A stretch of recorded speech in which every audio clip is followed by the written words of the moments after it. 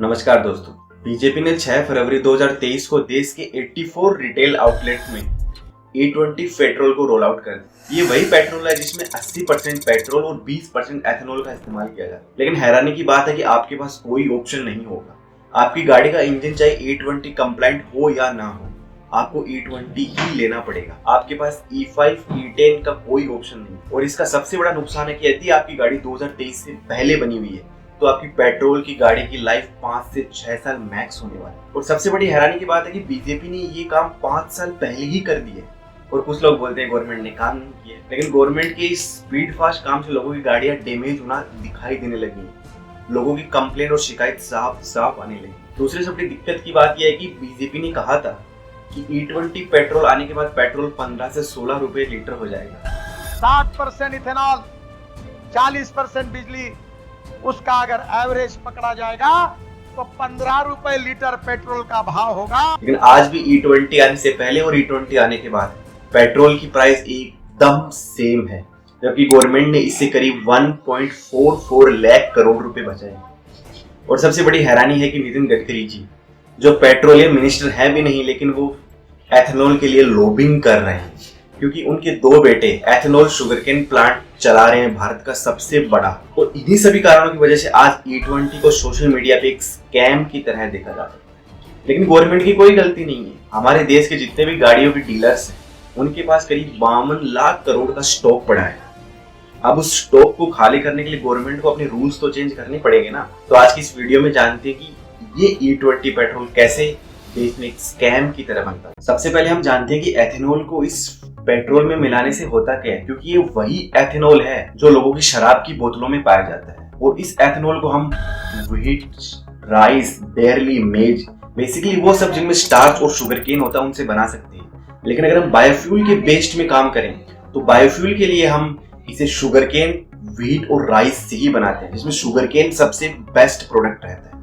अब लोग इस एथेनॉल को ना पी सके, इसके लिए इस एथेनॉल में कुछ पॉइजनस चीजें जैसे मेथनॉल और पेट्रोलियम प्रोडक्ट को भी मिलाया जाता है। अब ये एथेनॉल पेट्रोल में एक ऑक्सीजनेट का काम करता है, जिसकी वजह से जो इंजन में जो पेट्रोल जलता है ना, वो इफिशिएंटली जलता है, जिसकी वजह से गाड़ी ज्यादा पावर प्रोड्यूस करती है और आपकी गाड़ी माइलेज भी अच्छा देती है। और इस प्रकार की ब्लेंडिंग पेट्रोल से हमारे हवा में पोल्यूशन का भी कम खतरा होता है। अगर आप नीति आयोग की एक रिपोर्ट को माने तो इस प्रकार के पेट्रोल से करीब 65 to 60% कम पोल्यूशन होता है। और सीधी सी बात यह है कि हम 85% क्रूड ऑयल बाहर के देशों से इंपोर्ट करते हैं। इसमें बहुत ज्यादा पैसा खर्च होता है और क्रूड ऑयल हमेशा जियोपॉलिटिक्स पर डिपेंड करता है। जैसे जैसे जियोपॉलिटिक्स के सर्कमस्टेंस चेंज होते हैं, क्रूड ऑयल की प्राइस भी फ्लक्चुएट करती है। अब इस फ्लक्चुएशन से बचने के लिए हमें पेट्रोल में एथेनॉल मिलाना ही पड़ेगा, जिसकी वजह से ये ग्लोबल जियोपॉलिटिक्स का असर हमारे क्रूड ऑयल के इंपोर्ट पे ना पड़े। और वैसे भी एथेनॉल शुगरकेन से बनती है और हमारे किसानों को शुगरकेन के अच्छे दाम मिल जाएंगे अगर हम एथेनॉल को इसमें ब्लेंडिंग करें। 2003 से ही हमारे देश में ब्लेंडिंग का काम स्टार्ट हो रहा है, लेकिन बीजेपी के आते ही ये काम बहुत तेजी से हुआ है। 2017 तक उन्होंने E10 कर दिया और अब 2025 में उन्होंने E20 ला दिया, जबकि उनका टारगेट था कि हम 2030 तक E20 लाएंगे, लेकिन 5 साल पहले उन्होंने काम कर दिया ये सब। India has introduced E20 petrol, adding 20% ethanol nationwide, 5 years ahead of schedule. लगती है ना एक सक्सेस स्टोरी कि देश को क्रूड ऑयल के लिए कम इंपोर्ट करना पड़ रहा है, हमारे किसानों को फायदा है, पर्यावरण को फायदा है। लेकिन अब इसके कुछ ड्रॉबैक भी देखो। हमारे देश में E20 कंप्लाइंट इंजन 2023 से बनना स्टार्ट हुआ। आसान भाषा में समझे तो हर एक फ्यूल के लिए एक स्पेसिफिक इंजन होता है, और अगर आपकी गाड़ी 2023 से पहले की है तो अब आपकी गाड़ी की मैक्स लाइफ 5 साल ही होने वाली है। लोगों की गाड़ियों के पार्ट्स अब इस फ्यूल से खराब होने लगे। उनकी गाड़ियों की माइलेज की हालत अब बहुत गंदी हो रही है। हमारे देश की सरकार आपने बहुत अच्छे काम कर लिए, लेकिन इस चीज के लिए मैं आपको कभी माफ नहीं करूंगा। अभी 3,500 रुपए का कल मैंने तेल भरवाया था, लिटरली आधा हो चुका है। मेरी गाड़ी की माइलेज पहले 12 की थी, वो कम होकर 9.5 की माइलेज हो गई है। और इस वजह से सिर्फ आपने जो E20 फ्यूल लॉन्च किया है उसकी वजह। ये बोला गया था सरकार के द्वारा कि जब इथेनॉल ब्लेंडेड पेट्रोल आएगा तो पेट्रोल की कीमतें भी गिरेंगी, जो हमने अभी तक तो देखा नहीं है। स्टार्ट होना बंद हो गई। क्यों? क्योंकि जो कार्बोरेटर के अंदर जो नीडल है ना, वो फूल गई है। किसकी वजह से? क्योंकि पेट्रोल में एथेनॉल है, जिसकी कम रनिंग है ना। अगर एथेनॉल वाला fuel non E20 compliant vehicle के अंदर पड़ा रहेगा तो ऐसे कुछ इश्यूज आएंगे। अब ऐसा हो क्यों रहा है? देखिए, एथेनॉल एक हाइग्रोस्कोपिक मॉलिक्यूल्स होते हैं, जहां पर उनका OH बैंड पानी के H बॉन्ड को अपनी तरफ अट्रैक्ट करता है। आपने राउल्स लॉ में ये पढ़ा होगा ना कि ये दोनों एक मिसिबल लिक्विड है।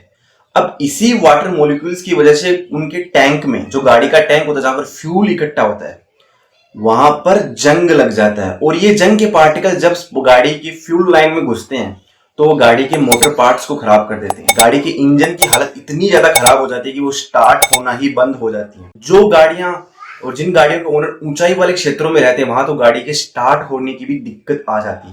अब बहुत से लोगों के पास सवाल आ गया होगा कि यार जब देश में E20 कंप्लायंस की गाड़ियां ही नहीं है तो सरकार को इतनी क्या जल्दी है E20 फ्यूल को लॉन्च करने के लिए। तो देखिए सीधी बात है कि हमारे डीलर्स के पास करीब 52 लाख करोड़ का स्टॉक्स पड़ा है गाड़ियों का। अब उस गाड़ियों को निकालना ही पड़ेगा। जितनी ज्यादा गाड़ियां बिकेंगी उतनी ज्यादा गवर्नमेंट को GST टैक्स जाएगा, डीलर्स का फायदा होगा, किसानों का फायदा होगा गवर्नमेंट के अनुसार। आप अपनी गाड़ी की हालत देख लो भाई। तो बैक टू द टॉपिक, सीधी सी बात यह है कि जो हमारे पेट्रोल है ना उसकी कैलोरीफिक वैल्यू होती है 34.2 मेगाजूल पर लीटर, और जो ये E20 वाला जो एथेनॉल है ना इसकी होती है लगभग 21.1 मेगाजूल पर लीटर। तो एथेनॉल 35% कम एनर्जी जनरेट करता है पर लीटर के हिसाब से पेट्रोल की बजाय। और वैसे भी हम जानते हैं कि पेट्रोल का स्टोइकोमेट्रिक रेशियो एयर के साथ 14.7:1 होता है, और इस एथेनॉल का कितना होता है 9:1। अब इस स्टोइकोमेट्रिक रेशियो को गैप को मेंटेन करने के लिए हमारे ECU इंजन कंबशन यूनिट में मोर पेट्रोल वहां पे डालना पड़ेगा। अब कोई ऐसा आदमी नहीं होगा ना जो सेम प्राइस पे कम एनर्जी दे रही है उसकी गाड़ी, ऐसा तो कोई है नहीं। इसी वजह से लोगों की गाड़ियां E20 पेट्रोल यूज करने से खराब हो रही हैं, माइलेज कम आ रहा है, इंजन में दिक्कतें आ रही हैं। अब इसमें गवर्नमेंट अपने बचाव में कहती है कि अगर आप E10 फ्यूल का इस्तेमाल करते हो तो करीब 1 से 2% का माइलेज ड्रॉप होता है, और E20 में करीब 6 से 7% का। बेसिकली ये समझ लिया कि अगर आपकी गाड़ी में E10 है तो आपकी गाड़ी अगर 15 किलोमीटर पर लीटर का माइलेज देती है तो E20 में वो 14 के आसपास रहेगा। लेकिन जब लोगों को रियल ऑन रोड ये सिनेरियो सामने आया तो लोगों का कहना कि 10% से ज्यादा भी माइलेज ड्रॉप हो रही है भगवान। क्योंकि वैसे भी हम सबको पता है कि जो ऑन पेपर होता है वो गाड़ियों में कभी भी ऑन रोड कभी भी नहीं होता। बहुत सी कार मैन्युफैक्चरिंग कंपनी दावा करती है हमारी गाड़ी इतनी माइलेज देगी, लेकिन जब ऑन रोड कंडीशन में आती है ना तो वहां पे सब कुछ चेंज हो जाता है। अब गवर्नमेंट के ही एक मिनिस्टर हरदीप पुरी सिंह बहुत ही ज्यादा एग्रेसिव हो रहे हैं। वैसे आजकल बीजेपी के सभी के पास लेजर आइज हैं, लेकिन उनका कहना है कि ब्राजील में तो E27 पेट्रोल चल रहा है ब्लेंडिंग के साथ, वहां तो कोई दिक्कत नहीं है, वहां तो यही कार मैन्युफैक्चरिंग कंपनी है। मैं खुद ब्राजील में रह के आया हूं, मेरे को कोई दिक्कत नहीं हुई है। लेकिन वो ये सोचते हैं कि हमारी आम जनता देखेगी तो है नहीं कि ब्राजील में कैसे ब्लेंडिंग हुई, क्या प्रोसेस था। आपको बता दो कि ब्राजील में पिछले 5 दशक से ही ब्लेंडिंग का प्रोग्राम चल रहा है। वो 1970 से ही ब्लेंडिंग पे काम कर रहे हैं, और आप 2025 आए तब उन्होंने E27 पेट्रोल लागू किया है। ब्राजील में भी वही कार मैन्युफैक्चरिंग कंपनी है जो हमारे इंडिया में है, लेकिन इंडिया में कभी भी गवर्नमेंट के द्वारा उन्हें प्रमोट किया ही नहीं। गवर्नमेंट इंडिया में फास्ट काम करना चाह रही है।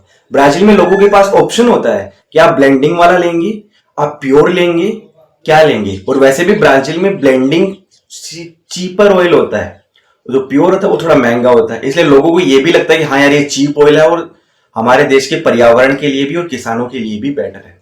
लेकिन बीजेपी इंडिया में उनके 50 साल के काम को 5 साल में करना चाहती है। और वैसे भी हम सबको पता है कि बीजेपी ने हमारे देश में पता नहीं क्या क्या चीजें छुपा रखी हैं।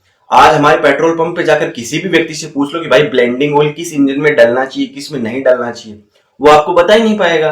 वो बोलेगा साहब जैसा पेट्रोल बाहर से आता है वैसा हम यहाँ डाल देते हैं। उनको मतलब ही नहीं है ब्लेंडिंग क्या है और ये ब्लेंडिंग कौन से इंजन में जाना चाहिए, कौन से इंजन में नहीं जाना चाहिए। फैक्ट यही है कि गवर्नमेंट यहाँ सबको अवेयर किया ही नहीं है। लेकिन अब E20 इंजन बने ही नहीं है और आप फालतू में उनमें E20 पेट्रोल डाल दोगे तो उनकी गाड़ियां का नुकसान तो होगा ही। ऊपर से गवर्नमेंट भी कहती है अगर आप E10 इंजन को E20 में बनना चाहते हो तो आपको थोड़े बहुत से रबर गैस्केट का मॉडिफिकेशन है जो बहुत ही सस्ता है, आप करवा सकते हो। लेकिन जब आप रिसर्च करोगे ना तब आपको पता चलेगा कि ये कितना सस्ता है। एक मारुति सुजुकी में E20 जो किट होता है ना वो 5,000 रुपए के आसपास होता है। फ्यूल इंजेक्टर करीब 14 से 15,000, और उसी गाड़ी के फ्यूल टैंक को रिप्लेस करने के लिए आपको 14,000 से 15,000 रुपए खर्च करने पड़ सकते हैं। तो ये है सस्ता। अब लोगों की दिक्कत ये इंजन तक ही खत्म नहीं हुई है, क्योंकि हम सबको पता है कि जब हम कोई नई गाड़ी लेते हैं तो वहां पर उसे मैनुअल में लिखा हुआ होता है कि कौन सा पेट्रोल इस गाड़ी में आपको इस्तेमाल करना है। और अगर आपने किसी दूसरा पेट्रोल इस्तेमाल किया और अगर गाड़ी के पार्ट्स को डैमेज हुआ तो वो गाड़ी आपके इंश्योरेंस क्लेम में काउंट नहीं होगी। जैसे इस बंदे की हुंडई कार में लिखा था कि आपको E10 ही इस्तेमाल करना है, अगर आप E10 इस्तेमाल नहीं करोगे तो आपकी वारंटी कार्ड खत्म हो जाएगी। दूसरी तरफ गवर्नमेंट का कहना है कि E20 पेट्रोल को अगर आपकी गाड़ियों में डालोगे तो आपके इंश्योरेंस कार्ड पे कोई भी दिक्कत नहीं आएगी, लेकिन इंश्योरेंस कंपनियां कुछ और ही बोल रही है। जैसे आप इस एको का एक ट्वीट ही देख लीजिए कि आपने अगर गलत फ्यूल डाला अपनी गाड़ी में तो आपका इंश्योरेंस कार्ड खत्म हो जाएगा। वो बात अलग है, इस कंपनी ने बाद में गवर्नमेंट के प्रेशर में आके अपने ही ट्वीट को डिलीट कर दिया। और ये सिर्फ एको का नहीं है, आप टोयोटा को देख लीजिए, वोल्क्सवैगन को देख लीजिए, वो सब पहले ट्वीट कर रहे थे कि गलत फ्यूल डालने से आपकी गाड़ी का वारंटी कार्ड खत्म हो जाएगा, लेकिन गवर्नमेंट की इस रिसर्च के बाद वो सब अपने ट्वीट को डिलीट कर रहे हैं।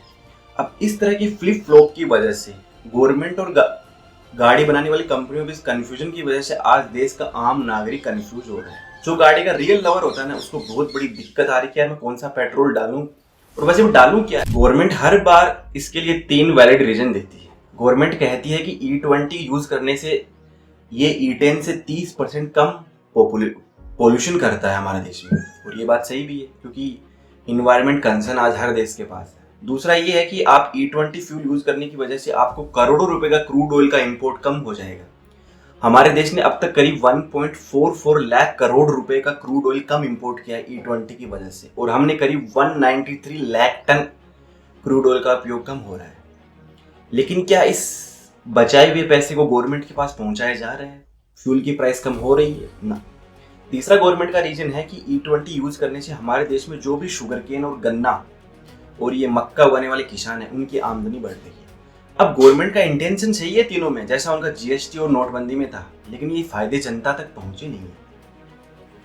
और वैसे भी 2018 में नितिन गडकरी जी बोल चुके हैं कि E20 आने की वजह से पेट्रोल और डीजल पहले 55 रुपए पर लीटर हो जाएगा। जो भी होगा और म्यूनिसिपल वेस्ट को सेग्रीगेट करके वो कचरे से भी आपका बन जाएगा। पेट्रोल डीजल के भाव कम हो जाएंगे और 50 रुपए लीटर में डीजल मिल जाएगा और 55 रुपए लीटर में पेट्रोल का। और बाद में 2023 में उन्होंने बोला कि 15 रुपए पर लीटर, लेकिन क्या चेंज हुआ ना। और अब आम आदमी, देश का युवा अगर थोड़ा सा भी जीके जानता है और उसने अगर किताबों को थोड़ा खंगाला तो आपको पता चलेगा कि नितिन गडकरी जी हमारे देश के road transport and highway ministers हैं ना। वो कोई पेट्रोलियम मिनिस्टर है, लेकिन फिर भी वो एथेनॉल के लिए इतनी बड़ी लॉबिंग कर क्यों रहे हैं। मिनिस्टर्स और भी बहुत है, लेकिन वो कुछ नहीं बोल रहे। तो आपको पता चलेगा कि हमारे देश की सबसे बड़ी एथेनॉल शुगर केन का जो प्लांट है ना, Purti power and sugar cane limited, वो नितिन गडकरी जी की ही है। ये भारत में सबसे ज्यादा एथेनॉल का प्रोड्यूस करती है। और ऐसा नहीं है कि ये गडकरी जी मिनिस्टर बनने के बाद इसकी लॉबिंग कर रहे हैं। नितिन गडकरी जी ने मिनिस्टर बनने से पहले, 2014 से पहले की बात कर रहा हूँ, तब भी नागपुर में एक समिट किया था जहां पर ये चीफ पैट्रॉन बने थे। तब भी उन्होंने ब्लेंडिंग के लिए सरकार को प्रोत्साहन किया था। और 2014 में मिनिस्टर बनते ही करीब 1 महीने के अंदर अंदर E5 और E10 लॉन्च कर दिया जाता है ना। ये इत्तेफाक की बात। और आज यही पूर्ति ग्रुप 2 हिस्सों में डिवाइड हो चुका है। एक है Siyan Agro Industries and Infrastructure Limited और दूसरा है Manas Agro Industries and Infrastructure Limited. Siyan के मालिक है निखिल गडकरी और मानस के मालिक है सारन गडकरी। और ये दोनों ही आदमी, आपको जानकर हैरानी होगी कि नितिन गडकरी जी के बेटे हैं। ये दोनों ही एथेनॉल के बिजनेस में कई सालों से हैं। और अगर आप इनके स्टॉक प्राइस को देखोगे ना, तो पिछले 1 साल में करीब 1028 गुना इनका स्टॉक आज बढ़ चुका है। ऐसा कैसे हो सकता है? पूरी इंडस्ट्री 7-8% के नाम से ग्रो कर रही है और इनकी खुद की कंपनी 35-40% से ग्रो कर रही है। अब नितिन गडकरी जी खुद के काम में तो है नहीं, खुद के काम में तो बस PR चलाते रहते हैं। इनके हाईवे और इंफ्रास्ट्रक्चर प्रोजेक्ट आपको बताऊंगा कैसी हालत हो रही है आज इनके हाईवेज की, लेकिन एथेनॉल की लॉबिंग दबा के चल रही है। अब पहले इनकी हालत देखो आप, अमृतसर जामनगर हाईवे। आपने बहुत सारी रील्स देखी होंगी इस हाईवे की, भाई ये हाईवे अमेरिका के लेवल का हाईवे है, लेकिन अब इनकी हालत देखिए आप जाके। कुछ महीनों बाद इनके गड्ढे पड़ जाते हैं इनके हाईवेज में बनाए हुए, और ये है अमेरिका का इंफ्रास्ट्रक्चर। NH44 तेलंगाना में जो पानी में धंस गया है, गुजरात में सूरत मुंबई हाईवे जिसमें गड्ढे पड़ गए हैं। तो इनकी खुद की मिनिस्ट्री की तो लगी पड़ी है, लेकिन एथेनॉल की लॉबिंग करना नहीं छोड़ रहे हैं। नितिन गडकरी जी, आप मानते हो ना देश के सबसे ज्यादा काम करवाने वाले मिनिस्टर हैं। भाई साहब, ये सब PR का गेम है। आप इनके बनाए हुए हाईवे की आज हालत देख लो जाके। कोई भी हाईवे अगर 6 भी सही निकल जाए ना, तो मेरे को बोल देना आके। तो फाइनल कंक्लूजन यही है कि गवर्नमेंट का भले ही E20 को लाने का जो ये इंटेंशन है ना वो सही रहा होगा, लेकिन इसका इम्प्लीमेंटेशन बिल्कुल गलत है। हो सकता है इससे देश के किसानों को फायदा हो, देश का क्रूड ऑयल में इंपोर्ट कम हुआ हो, मतलब क्रूड ऑयल पे जो हम मनी इन्वेस्ट करते हैं वो कम हुआ हो, देश में जो ये पोल्यूशन है वो कम हुआ हो, लेकिन एट द एंड आपकी गाड़ी की हालत तो खराब ही हो रही है ना। एट द एंड पेट्रोल और डीजल के प्राइस तो कम नहीं हो रहे हैं ना।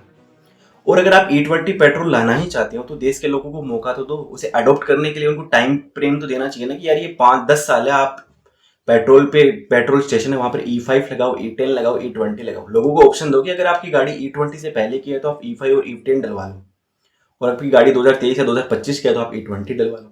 ये होता है सही तरीका। लेकिन गवर्नमेंट जल्दी जो ब्राजील के 50 दशकों का काम है वो गवर्नमेंट 5 सालों में करना चाहती है। और इससे नुकसान आपकी गाड़ियों के इंजन को ही नहीं है, आपकी गाड़ी में जो होने वाली इंश्योरेंस कंपनीज है उनको भी इससे नुकसान हो रहा है, क्योंकि उनको इंश्योरेंस पॉलिसी बदलनी पड़ रही है। वो कुछ और कहना चाहती है, सरकार कुछ और कहना चाहती है।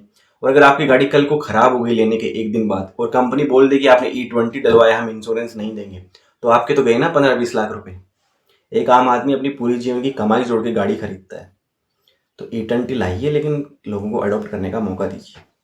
जय हिंद, जय भारत।